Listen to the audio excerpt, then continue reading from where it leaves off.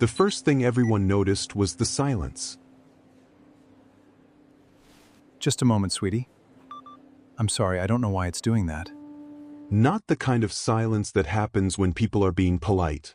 The kind of silence that happens when hundreds of strangers suddenly realize they are witnessing something they were never supposed to see. Adrian Whitmore stood frozen at the checkout counter. The cashier looked at the screen, then looked back at him, then quietly tried the payment again. Declined. A few people nearby exchanged confused glances. Because the man standing there was not supposed to hear that word. Not him. Adrian Whitmore was the billionaire whose name appeared on buildings across the country. The man who could purchase private islands without checking his bank account. The man who had never been told no by a financial system in his entire adult life. But that afternoon, inside a children's boutique at Westbridge Mall, his card had been rejected twice. And nobody understood why. The cashier lowered her voice. "I'm sorry, sir. The system is showing that the transaction cannot be completed." Adrian stared at the screen. "That's impossible." His assistant immediately stepped forward. "Mr. Whitmore, I'll contact the bank."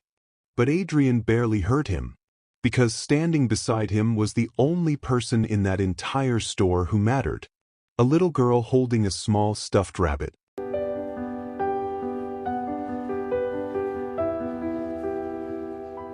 Hey, it's okay. Do you like that little rabbit? Sophie, 4 years old, quiet, confused, watching the adults around her with wide, nervous eyes. She had been holding that rabbit for almost 10 minutes. She didn't ask for expensive toys. She didn't ask for designer clothes.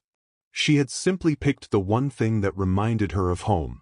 Then came the words that changed everything. Adrian's fiancée, Celeste Vaughn, looked down at the little girl. Her expression tightened. "Adrian?" Everyone turned. "Are you sure she didn't touch something in your jacket?" The room went silent. Sophie slowly looked up. "What?" Celeste sighed. "I'm just saying children do things without realizing it." The little girl's fingers tightened around the stuffed rabbit. Her face changed. Not anger. Not sadness. Fear. Because she thought she had done something wrong. Adrian looked at Sophie. And in that moment, something inside him broke. Not because his card had failed. Not because strangers were watching. But because he saw the expression on a child's face who had already lost too much. A child who was now afraid that she had become another problem someone needed to fix. Adrian immediately dropped to his knees. "Sophie." She looked at him. "You didn't do anything wrong." She said nothing. "You hear me?" A small nod. "This has nothing to do with you." For a few seconds, nobody moved. Then Adrian looked up at Celeste. And for the first time in years, the billionaire who was known for controlling every situation had no idea what to say. Because something had just been revealed. Not about his money. About his family. But what nobody in that store knew was that this moment had been building for months. A moment where Adrian Whitmore would finally discover the difference between having people around him and actually being there for them. Because before that afternoon, Adrian believed he was doing everything right. He had given Sophie the safest home money could buy. The best doctors. The best schools. The best clothes. Anything she needed was available within minutes. That was how Adrian solved problems. With resources. With connections. With money. But Sophie didn't need another luxury. She needed someone who would sit beside her when she couldn't sleep. Someone who knew why she stopped eating when she was scared. Someone who understood that sometimes a child doesn't need a solution. They just need someone to stay. And Adrian had not realized something painful. Someone else had been doing that job all along. Someone he barely noticed. Someone whose name he had never even bothered to ask about properly. Elena Marquez. 5 years earlier, Adrian's life looked completely different. He was the kind of man magazines loved to interview. Young billionaire. Successful investor. A symbol of discipline and ambition. People admired his focus. They called him brilliant. They called him unstoppable. But nobody talked about what that focus had cost him. Adrian had spent his entire life proving he could survive without needing anyone. His father left when he was young. His mother raised him alone. And from an early age, Adrian learned one lesson: never depend on anyone. That belief made him successful, but it also made him emotionally distant. He built companies. He built wealth. He built an empire. But he never built a home. Then came the phone call that changed everything. His younger brother Daniel had died in a car accident, along with his wife, leaving behind their daughter, Sophie. Adrian remembered sitting alone in his office after hearing the news. The same office where he had negotiated billion-dollar deals. The same place where people came to him for answers. But that day, he had none. A lawyer placed a folder on his desk. "You are listed as Sophie's guardian." Adrian looked up. "Guardian?" "Yes. I don't know anything about raising a child." The lawyer paused. "Your brother trusted you." Those words stayed with him, because Daniel had always believed there was a softer side of Adrian that Adrian himself refused to see. But when Sophie arrived at his home, Adrian had no idea what to do. The first night, she stood in the doorway of her bedroom, holding a small bag of her belongings. She looked around, then asked quietly, "Is my mommy coming back?" Adrian froze. He had negotiated with CEOs. He had handled international crises. But a 4-year-old girl asking that question destroyed every wall he had built. He opened his mouth. Nothing came out. Finally he said, "No, sweetheart." Sophie looked down and whispered, "Okay." That was the moment Adrian realized something. Money could replace furniture. Money could replace houses. Money could replace almost anything. But it could not replace the people someone loved. That was when Elena entered Sophie's life. She had already worked in Adrian's home for years. She managed everything nobody noticed. The schedules. The meals. The details. The things that made a house function. But after Sophie arrived, Elena became something more. She became the person who stayed. The first morning after Sophie moved in, Adrian had an important business meeting. He walked downstairs while checking messages. Elena was sitting at the kitchen table beside Sophie. The little girl was refusing breakfast. "I'm not hungry." Elena smiled gently. "You don't have to eat everything." Sophie looked at her. "Daddy used to cut my pancakes into stars." Elena paused, then smiled sadly.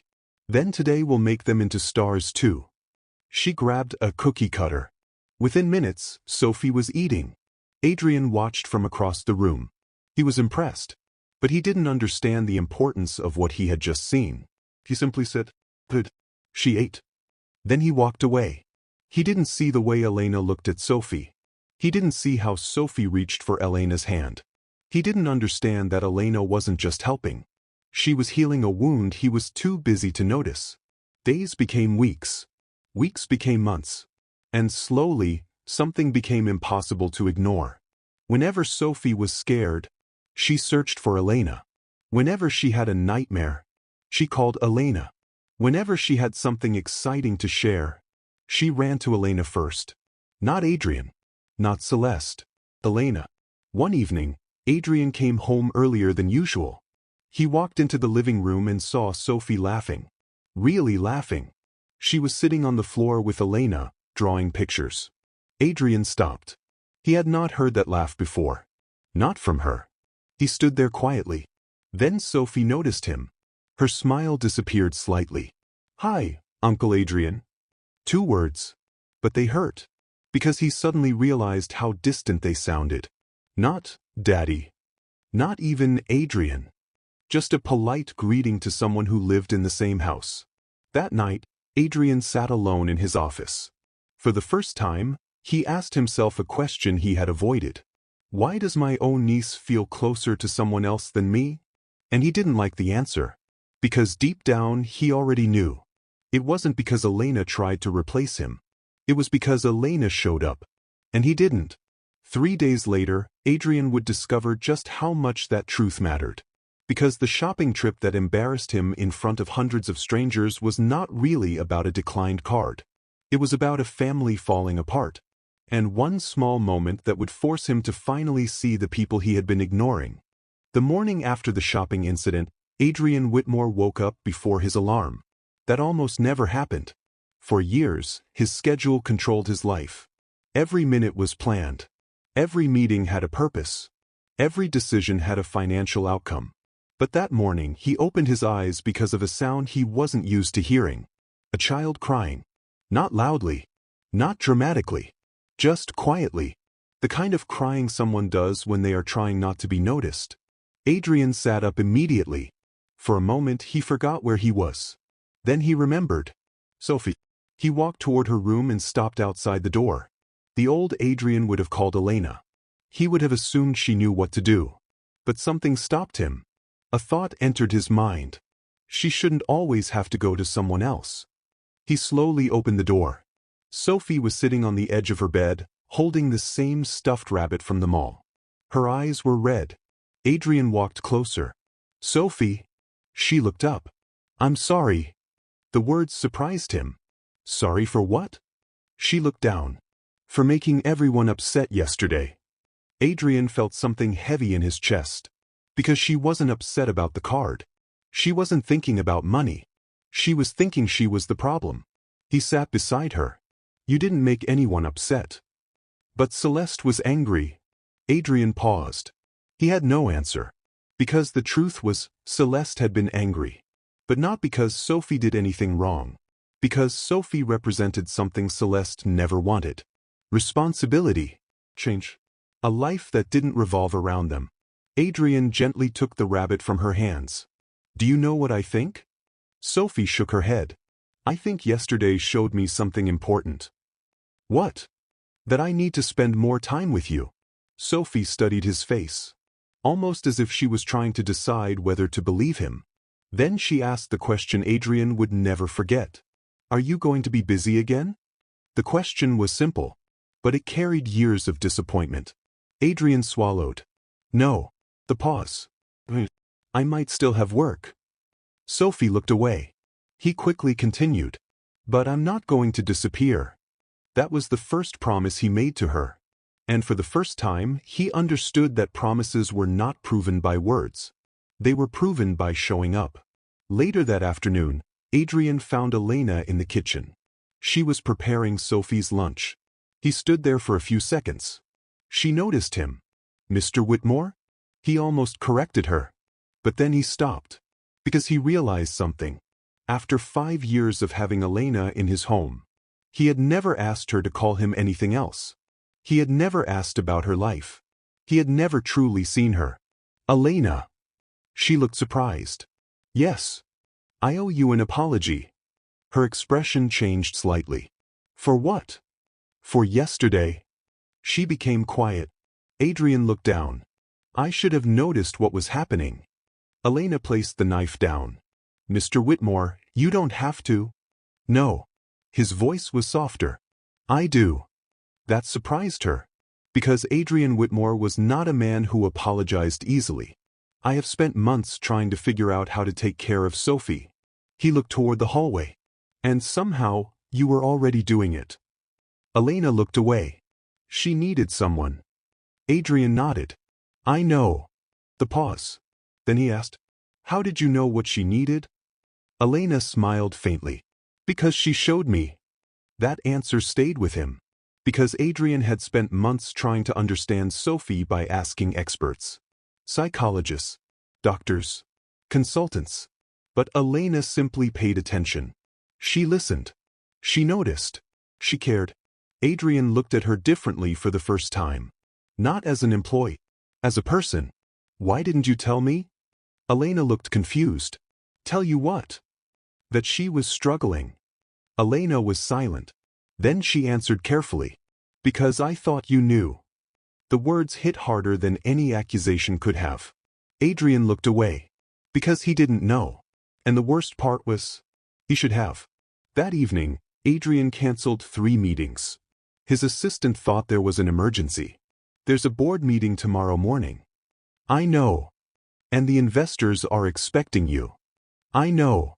The assistant hesitated. Then why are you canceling?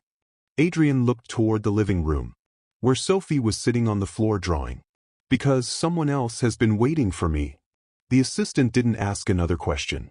Because for the first time, Adrian's priorities were clear. But not everyone was happy about the change. Celeste noticed immediately. She noticed Adrian leaving meetings early. She noticed him spending evenings at home. She noticed Sophie becoming the center of his world. And she hated what it represented. One night she confronted him. "You're changing." Adrian looked up from his laptop. "I hope so." Celeste stared at him. That wasn't a compliment. "I know." She walked closer. "Adrian, when we got engaged, we talked about our future." "Yes. A future with us." He looked at her. "We can still have that."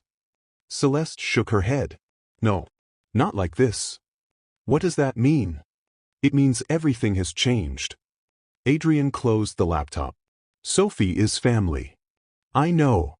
"Then why does it feel like you resent her?" Celeste became defensive. "I don't resent her." "Then what is it?" She was quiet. Then finally admitted. "I don't know how to do this." Adrian softened slightly. "Do what?" "Be responsible for someone else." The honesty surprised him. Because underneath Celeste's expensive clothes and confident personality was someone who was afraid. She wasn't a monster. She was someone who wanted a perfect life. And Sophie had brought reality into it. Celeste sat down. "I thought we would travel. Build our company together. Host events. Have freedom." Adrian looked at her. "And you thought Sophie would disappear into the background." She didn't answer. That silence was enough. Adrian realized something painful. Celeste didn't hate Sophie. She simply didn't have room in her heart for the life Adrian was now responsible for. A few days later, Adrian tried something he had never done before. He took Sophie to the park. No assistants. No security team nearby. No business calls. Just him and her. At first, Sophie barely spoke. She walked beside him quietly. Then Adrian noticed something. A small flower on the ground. He picked it up. "This one looks like you." Sophie looked confused. "Why?" "Because it's small." She frowned. "That's not nice." Adrian laughed. "No, wait. I mean, it looks small, but it survived." Sophie looked at the flower. "You think I survived?" Adrian stopped walking. Because he didn't expect that question. "Yes." She looked down. "Mommy said I was brave." Adrian sat beside her. She was right. A quiet moment passed. Then Sophie asked, "Do you miss Daddy?" Adrian's eyes softened. "Every day." "Then why don't you talk about him?" The question froze him. Because he realized he had been avoiding Daniel's memory too. Avoiding grief. Avoiding pain. Avoiding anything he couldn't control. "I think." He paused. "I was afraid." Sophie looked at him. "Of what?" Adrian smiled sadly. "Of missing him too much." For the first time, Adrian and Sophie were not billionaire and child. They were two people who had lost someone. Two people learning how to heal together. And somewhere during that afternoon, something changed. Sophie reached for his hand. A small gesture. But to Adrian, it felt bigger than any business deal he had ever closed. Because for the first time, his niece chose him. But the biggest test was still coming. Because while Adrian was learning how to become family, someone else was preparing to walk away. And the next confrontation would force everyone in that house to finally tell the truth. The truth came out on a rainy Thursday evening. Not during a dramatic argument. Not during a public event. Not in front of cameras or strangers. Just inside a quiet house where everyone had spent months pretending everything was fine. Adrian arrived home earlier than expected. He had a small paper bag in his hand. Inside was something Sophie had mentioned wanting days earlier. A storybook. Not an expensive one. Not a rare collector's edition. Just a simple children's book about a little girl who learned that even after losing something important, she could still find happiness again. Adrian had searched 3 different bookstores before finding it. A few months earlier, that would have sounded impossible. The man who once spent millions without thinking twice had spent an entire afternoon looking for a $15 book. Because now he understood something. The value of something was not measured by its price. It was measured by who gave it to you. He walked into the living room, but stopped when he heard voices. Celeste. And Elena. He wasn't trying to listen, but the conversation stopped him. You know this isn't what Adrian planned, Celeste said. Elena remained quiet. This was supposed to be our life. The pause. Then Elena answered softly. I know. Celeste looked frustrated. He built everything around control, around success, and now everything has changed because of one child. Elena looked at her. Because of one child who lost her parents. Celeste looked away. That's not what I meant. But it is what you said. Silence. Adrian stood outside the room, listening. And for once, he wasn't angry. He was understanding. Because he finally saw the entire picture. Celeste was not cruel because she enjoyed hurting Sophie. She was scared. She had built her entire identity around a certain kind of life. A life where everything was beautiful. Everything was planned. Everything was easy. And Sophie represented something she couldn't control. Responsibility. Reality. Celeste lowered her voice. I feel like I'm losing him. Elena looked at her. You're not losing him because of Sophie. Then why does it feel that way? Because Sophie needs him. Those words were simple, but they carried the truth nobody wanted to admit. Adrian had not changed because Sophie took something away from him. He changed because Sophie showed him something he was missing. A reason to come home. A reason to slow down. A reason to care. That night, Adrian finally spoke with Celeste. No anger. No accusations. Just honesty. I heard your conversation. Celeste looked down. I'm sorry. Are you? She looked surprised. What? Are you sorry? Or are you sorry that I heard it? Celeste opened her mouth, then closed it, because she knew. Adrian sat across from her. I need you to answer one question. She waited. If Sophie stays in my life forever, can you accept that? Celeste looked at him, and the silence that followed answered before she did. Finally, she whispered, I don't know. Adrian nodded slowly. That hurt more than anger, because anger could be fixed. But uncertainty meant something deeper. I care about you, Celeste said. I know. I really do. I believe you. Then why does it sound like goodbye? Adrian looked at the floor. Because I think I was in love with the life I imagined. Celeste's eyes filled with emotion. And not me. Adrian looked back at her. No. The pause. I think I loved who we were when nothing was difficult. Those words hurt both of them. But they were honest. And sometimes honesty hurts before it heals. Their engagement ended quietly. No scandal. No revenge. No public drama. Just two people accepting that love alone was not enough when they wanted completely different futures. After Celeste left, Adrian stood outside her car. For a moment, neither of them spoke. Then she said, You know what hurts the most? Adrian looked at her. I thought I was competing with a child. He looked down. You weren't. I know that now. A tear rolled down her cheek. She needed someone who would choose her. Adrian nodded. And I should have been that person from the beginning. Celeste looked at him one last time. Then be that person now. And she left. The next months changed everything. But not in the way people expected. Adrian didn't suddenly become a perfect father figure. He still made mistakes. A lot of them. He forgot Sophie's favorite snack once. He read bedtime stories with the wrong voices. He accidentally packed clothes she hated for school. But he kept trying. And Sophie noticed. Children notice things adults think they don't. They notice who stays. One evening, Adrian was sitting on the floor helping Sophie build a small puzzle. He struggled with one piece. Sophie laughed. You're bad at this. Adrian smiled. I run a billion-dollar company. She looked serious. But you can't do a puzzle? He laughed. Apparently not. She handed him the piece. You need help sometimes. Adrian looked at her. And those words stayed with him. Because for most of his life, he believed needing help was weakness. But Sophie taught him something different. Sometimes letting someone help you is how you let them love you. Around that time, Adrian made another decision. He officially completed the process to become Sophie's permanent guardian. The day the paperwork was finalized, he sat in his car afterward. The same man who had signed billion-dollar contracts without emotion sat there holding a simple document. And he cried. Not because he was sad, because for the first time in years, he felt like he belonged somewhere. When he returned home, Sophie ran toward him. "Are you staying?" Adrian froze, because that question still followed him. He kneeled down. "Yes. Forever." He looked at her. And this time, he didn't hesitate. "Forever." Sophie hugged him. And Adrian realized something. The biggest promise he had ever made was not to investors. Not to business partners. Not to anyone who could increase his wealth.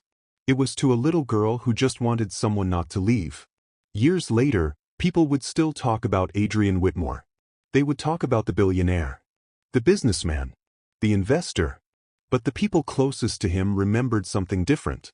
They remembered a man who learned how to slow down. A man who learned that success was not just about what you build.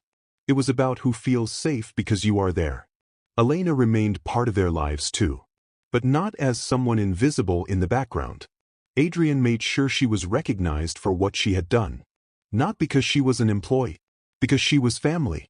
One evening, years after everything changed, Adrian sat at the kitchen table with Sophie. She was older now, but some things remained the same. She still loved simple moments. Simple meals. Simple conversations. She looked at the sandwich in front of her and smiled. "You still cut them into triangles." Adrian smiled. "Because you still like them that way." She laughed. And for a moment, the billionaire disappeared. There was no company, no meetings, no headlines. Just a father and daughter sharing dinner. And maybe that was the greatest thing Adrian ever gained. Not another company. Not another fortune. Not another achievement. A home. A real one.